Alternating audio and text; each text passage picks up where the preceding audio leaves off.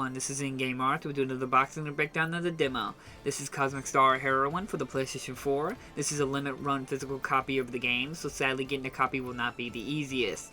Nextly, there were no updates available since the making of this video, and the update version on disc is 1.06. So it's nice to see we have a fully updated version of the game on disc. Nextly, as I said, this is a limit run version of the game, which is actually kind of sad because this game is actually a really good gem. I actually truly enjoyed my time with this game. It is a retro kind of style game with sprite graphics and your typical style RPG. If you know or are aware of a game like Chrono Trigger and stuff like that, you'll quickly be aware of it. What makes the game so well is that if you're a fan of the Chrono Trigger series or a fan of these old style sprite graphics or original JRPG games, you'll fall in love with this game immediately.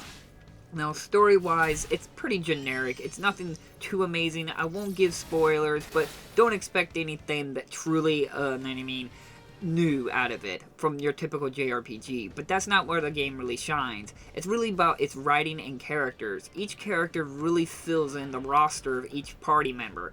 I've often found myself loving particular characters I thought I was not going to like when I saw their picture art, but they just quickly grew on me. The combat is also very strategic and rewarding as well. Now, you can have 4 difficulty settings if you prefer story mode or if you prefer to have a good challenge.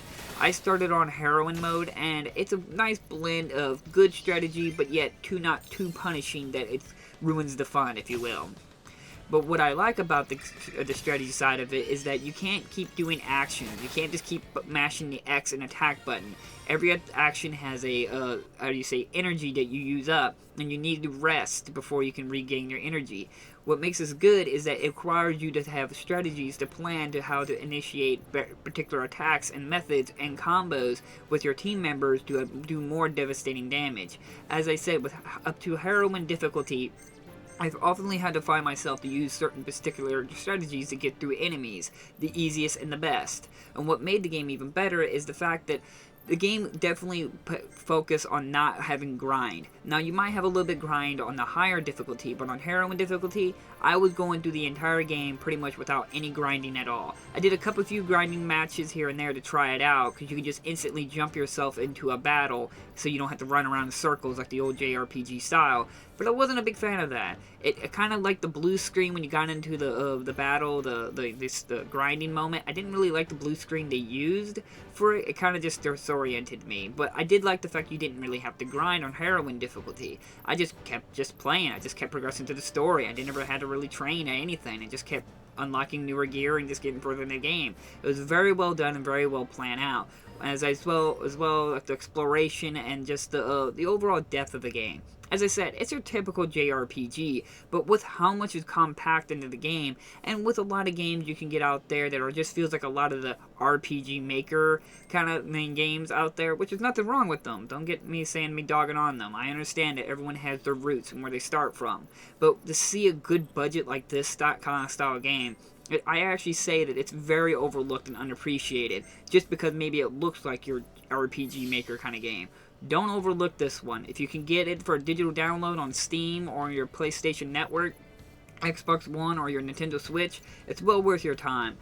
That's why it's so sad to see a limited run version only right now, because it's such a good game and everyone should put the time to put it in their collection, especially if you can get that manual, that gorgeous manual. I love that manual, as well as with all the other little knickknacks. They did have a collector's edition they did release, but I didn't pick that up. I should have, but I was concerned because I didn't know much about the game.